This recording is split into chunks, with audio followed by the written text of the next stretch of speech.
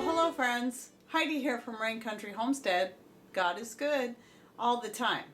Well, to be honest, I was not going to shoot a video today. This is just a spur of the moment thing because I was filtering out my pineapple vinegar and I was so excited about how this particular batch turned out. I wanted to go ahead and show it to you. And I'm also going to show you a few other things because I've had questions from some followers on how to use this, and I've been through it in other videos, but maybe there's a few other tips I should go over in how you vacuum seal using your food saver attachment and the brake bleeder. Okay, so let me take you over here. All right, first off, I want to show you the vinegar. Normally when I make pineapple vinegar, it's just not my favorite because I use the rinds, as you can see. So after I buy the pineapple and I get it all cut up, I don't care if I leave a good thick part on it because I'm going to use it to make vinegar anyway. And typically the vinegar, I don't like the way it tastes. So the pineapple, and I think it's because of the rind. But this particular one has an amazing taste and smell. And I mean, it tastes like vinegar, but it's very, very pineapple. I'm not getting any of that bitterness that I normally get when I make this. What I usually do with my pineapple vinegar is I use it for my hair, just like I do for washing my hair with, like I do with my floral vinegars. And you can find a video of that right up here. One of the very first videos I did, I was showing filtering out the floral vinegar. And so when you get a good pineapple, just skin it. Don't worry so much about how much you leave behind. And then take the core and the rind and put it in your jar and top it off with a good filtered water. You want to make sure it's not chlorinated or fluoridated. I use filtered rainwater using my Berkey filters. I'll link to my Berkey filters below, and also a Berkey filter system. We don't have the whole system. We just built our own, and then we buy the Berkey filters. And that's what I use to filter out the rainwater. But I just want to show you this. I really wish you could smell and taste it. The smell, I mean, it is overwhelmingly pineapple. And it just smells so good. And I couldn't believe it when I tasted it. I always taste it because every once in a while I'll get a batch of pineapple that I like the flavor of. And then I'll use it for salad dressings. So that's what this is going to be used for. So I need to go get one of my 1 liter bottles, and I'll link to those below as well. So, but moving on while I'm here. Oh, and this is my other batch. This is my other batch of pineapple. This one's got a few more days because I bought 2 pineapples that day, and I did one. And then a few days later, I cut up the other one. So I like to give it a good 30 days to sit.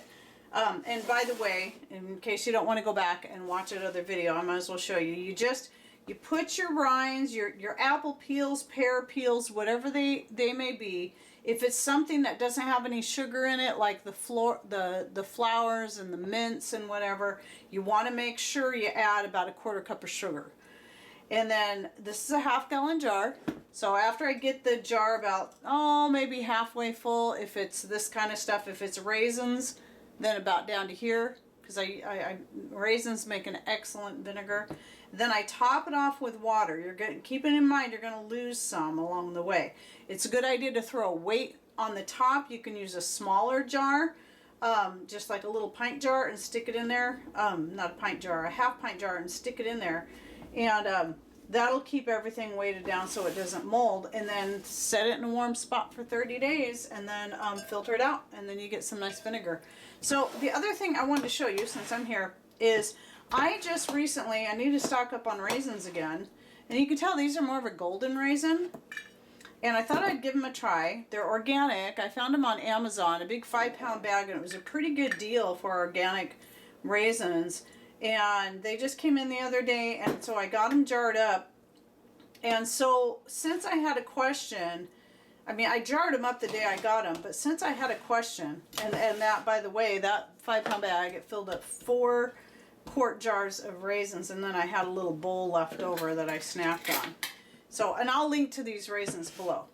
So when you go to vacuum seal your dried fruits, herbs, whatever it is, you want to make sure that the top of your jar is clean and dry and that there's no nicks in the jar. So run your finger around there and make sure there's no nicks. And if you're using a used lid, this is a used lid. I think it was seen as how it's got red on it. It might have been used for tomatoes, so I typically use the Tatler jars for tomatoes. So it was something red.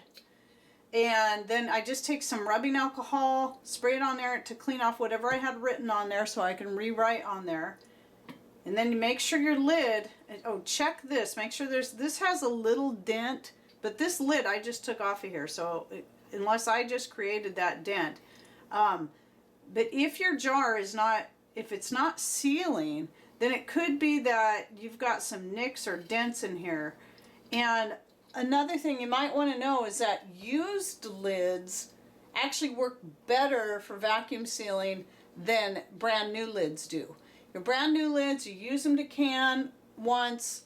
I know some people do it more than once. I've never done that myself. I don't know if it's a good idea or not. I don't know. But some people say it works really good. I'm a little nervous about trying it, but who knows? I might test it someday.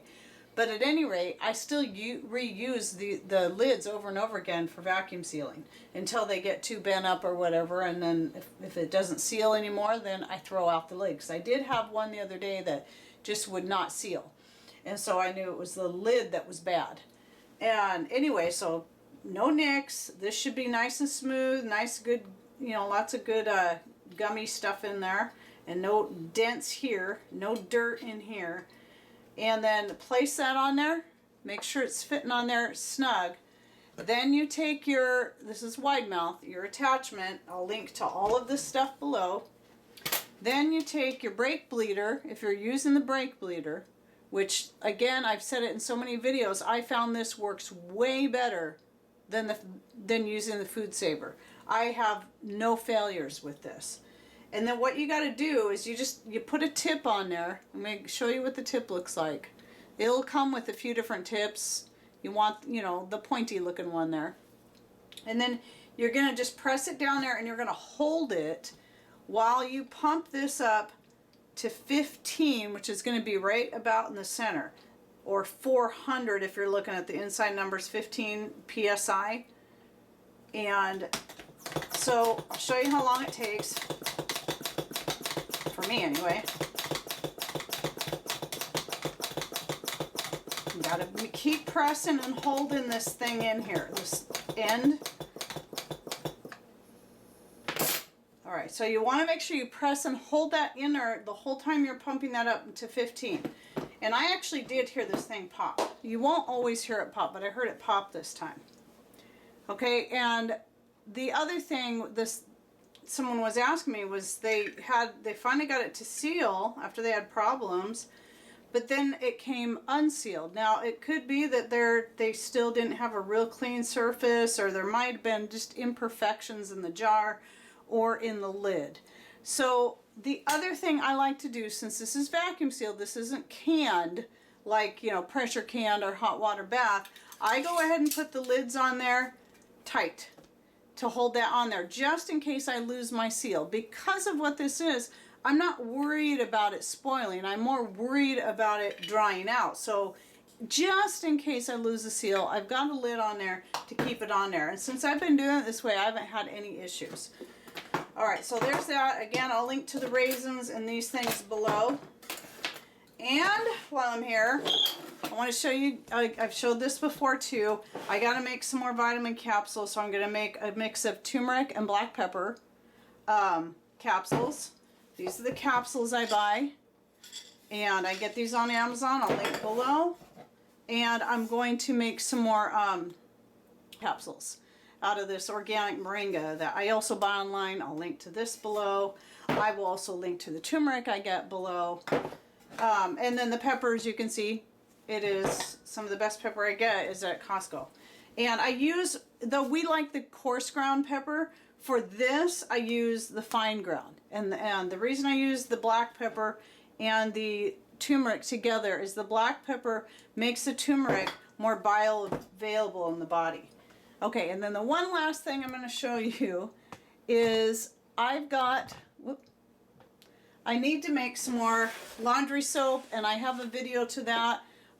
The way I've been making my laundry soap, which is my favorite way so far and the easiest, and I will link to that right up here. But I want to show you something. So here's my soap pieces, and you see how there's different colors in there and chunks. Those are from when I make herbal soaps, and I have those little pieces, or those little small soaps that I make for thrown into orders and stuff, and they just turn out sort of funky. I just throw all that stuff in here. And this is the soap I use to make my liquid hand soap. You can also find a link to that video right up here on how I do that. And so I just wanted to show you that when you get into soap making, don't throw out all those little pieces that flake off or whatever. Just put them in a jar, and then you can use it to make your own laundry soap. So, I'll use like a half a cup of my soap pieces to a half a cup of washing soda and throw it in my blender and process it. Now, a lot of times if you look in the background, you'll see my blender looking like this. Some people might be able to guess right offhand what this is. This is dehydrated orange peel. I do not wash this out every single time I'm processing orange peel because I'm doing it almost daily. And on top of that, if I'm going to make some popsicles for Mr. Rain, then I just go ahead and use it with this in there because it'll add a nice flavor to the popsicles. And then also, even when I'm making my soap, I just leave it in there because it just adds some citrus and a nice smell to the soap. No, I just don't worry about it. There's no sense in me washing it out every single time. So, to those people that were having a little bit of issue with using the brake bleeder and the food saver attachment, hopefully that helped. I gave you a little bit more information on how you can do that. And check out these raisins. I was pretty happy with them. And then give the pineapple vinegar a try. Now you can use, I get people ask me all the time, what can you make vinegar out of? You can use all kinds of stuff. I've made citrus vinegars out of peels, and I'm not talking about taking a white vinegar and then adding citrus peels to make a cleaning vinegar. And that's great too. But I'm just talking about making a vinegar straight from, with just water, the filtered rainwater, some sugar, and some citrus peels. And that turned out pretty good. It wasn't something I really wanted to use in a food kind of thing, but I did use it for washing my hair. It was a nice smell, and then the mint one was pretty nice too. Just using mints from the garden, added sugar to it, the water, and I'll be going over some of that some more in my upcoming live shows that I'll be having on a somewhat weekly basis. It's going to kind of depend week to week how busy I am, but I'm going to try to shoot for weekly. I'm thinking either Tuesdays or Wednesdays at this point. And by the time you see this video, I'll probably have already done my first one. I don't know. But anyway, getting lots of good name suggestions, and I haven't decided yet which one I'm going to choose. Lots of good ones. There's a lot of good ideas. So thank you people who are participated in throwing out some ideas there. Anyway, that's enough for that. Blah, blah, blah. All right. Thanks for watching. Take care, and God bless.